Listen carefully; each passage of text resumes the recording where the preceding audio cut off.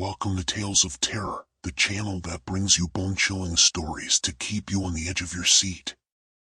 If you enjoy our content, don't forget to subscribe and hit the like button as it motivates us to produce more exciting stories. Today's story takes us back in time, as the memory of Grandma's warning still reverberates through the mind of an inquisitive 12-year-old boy. As he embarks on a journey to uncover the truth behind the strange goings-on at his grandmother's house after midnight, he finds himself confronted with unimaginable horrors. Join us as we delve deeper into this spooky tale. Let's go to the story. The memory of her words is still fresh in my mind, and I can hear her voice as if she was right here with me at this moment. About a decade before my grandmother died, she would tell us spooky tales of strange happenings in her house after midnight. As a result, we had to follow a strange protocol whenever we visited her in the countryside. He forbade us to approach the locker rooms, and warned us not to approach the restroom after midnight. When I was 12 years old, I remember being a curious child. One night, I was awakened by a hum coming from the wall in my bedroom.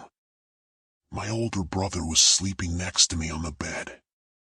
I woke him up, and we heard the same whispering sounds, but he got scared and went back to sleep, trying to lull me to sleep too. However, my curiosity got the best of me, and I ventured toward the wall to listen closely. To my horror, whispers were coming from the other side of the wall, where the bathroom was. I left the room and found myself in a dimly lit hallway. I could not understand how my grandmother managed to live in such darkness, as if she were her only companion. As I got closer to the bathroom, my curiosity intensified, and I moved closer to hear the sound more clearly. A red light emanated from a hole in the bathroom door, creating a strange aura as if the depths of hell lurked within. I put my hand on the door to hear better, but suddenly my hand touched my shoulder, causing my body to shiver. I turned around to see my grandmother holding a candle, her face full of anger as she whispered in a low voice, "Don't try to go near the bathroom, especially after midnight." From that moment on, strange things began to happen in my grandmother's house. Every night, I would hear whispers that seemed to intermittently call my name, and my curiosity was running high. Closed rooms, however, were the most charming to me, but, unfortunately, I could never approach them. Years passed, and the death of my grandmother became a turning point for our family. We began to break up and live separate lives, forgetting about the home that once held us together.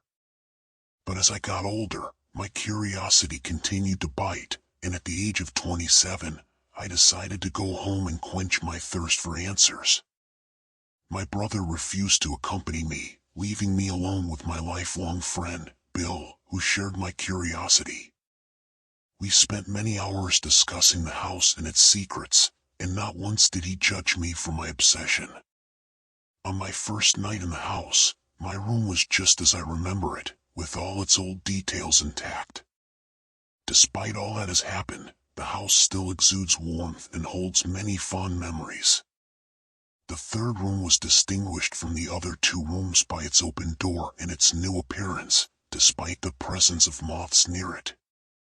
I proceeded inside and found the room spacious and full of strange things, most notably the skeletons decorating the walls.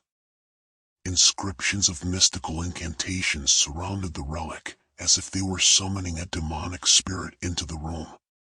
What was particularly unusual was that the skeleton did not belong to a typical human. It was larger in size and had a head resembling that of a small whale.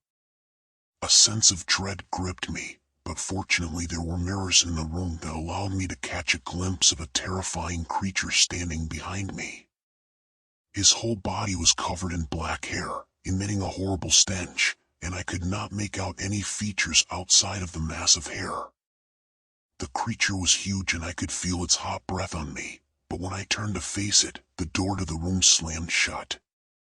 At the same time, I heard Bill J screaming from outside the room, and I tried frantically to open the door, but to no avail. I felt something happening behind me, though I couldn't see anything, and found Bill standing in front of the bathroom door in shock. I yelled at him, asking to know what happened. He gestured with his hands to explain why he was in the bathroom. When I turned to look at it, I saw a large number of decomposing corpses in the bathroom, like a grave. This confirmed my suspicions that the house was being used for some kind of black magic. Suddenly I heard footsteps approaching from the corridor. The one that appeared was a spitting image of my grandmother, as if she was still alive. She opened her mouth and cried, "Never come back here again." I turned to Belle to grab him and run, but he wasn't acting normally. Later, I hear his screams from inside the house and realize that he is dead. I was filled with fear and ran out of the house without even taking my belongings. At home, I was still scared and got a call from Belle's number on my phone. I shuddered, and he was already on the other end. He asked me where I was and said he had been waiting for me since early morning so we could go to my grandmother's house. The call suddenly cut off. Was it all real? Was Bill with me? I just knew I couldn't go back to that house, and yet Bill kept calling me after midnight, saying he was waiting for me and couldn't leave without me. Today's story is over. Tomorrow, listen to a new story. Goodbye.